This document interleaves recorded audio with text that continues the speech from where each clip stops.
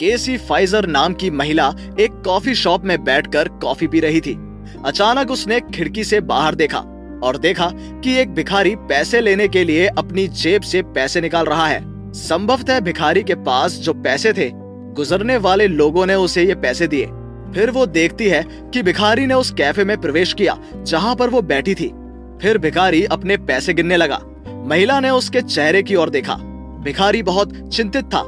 उसने महसूस किया कि उसके पास इतने पैसे नहीं हैं कि वो कुछ खाना खरीद सके। केसी फाइजर उसकी मदद करने का फैसला करती है।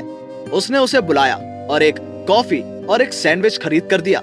वो आदमी भूखा था, इसीलिए उसने जो खाना दिया था उसे खाना शुरू कर दिया। जब भिखारी खाना खाकर जा रहा था, केसी ने उससे पूछा, क्या तुम मेरे साथ बैठना चाहते हो?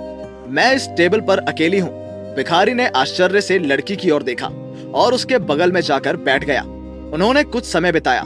केसी को पता चला कि उसका नाम क्रिश है। उसने उसे बताया कि वो कैसे भिखारी बन गया था। वो एक ऐसे परिवार में पला बढ़ा जहाँ हमेशा झगड़े होते थे। उसके पिता और माँ उसे खूब पीटते थे। उनकी पिटाई इतनी तेज थी कि क्रिश इसको बर्दाश्त नहीं कर सका। इसीलिए क्रिश ने घर से भागने का फैसला किया। दुर्भाग्य से उसकी सड़क पर भी पिटाई हो गई। वो सब कुछ छोड़कर इस नर्क से बाहर निकलना चाहता था, लेकिन किसी ने उसकी मदद नहीं की। वो नौकरी की तलाश में था, लेकिन उसका कोई भी प्रयास सफल नहीं हुआ। अकेलापन और पीड़ा उसे नशे की दुनिया में ले जाती है। सभी ने उसके साथ बुरा व्यवहार किया। उस आदमी ने किसी से कहा कि वो नौकरी करना चाहता है, लेकिन कोई उसे नौकरी नहीं दे रहा है। उसका सबसे करीबी दोस्त एक कुत्ता था जो हमेशा उसके साथ रहता था। हाल ही में उसके बुढ़ापे में उसकी मृत्यु हो गई थी। इतने दिनों तक उसके साथ जो हुआ, उसके बाद वो पूरी तरह टूट चुका था। घर से भागने के कुछ समय बाद उसकी माँ की बीमारी से मृत्यु हो गई और उसने उसे फिर कभी नहीं देखा।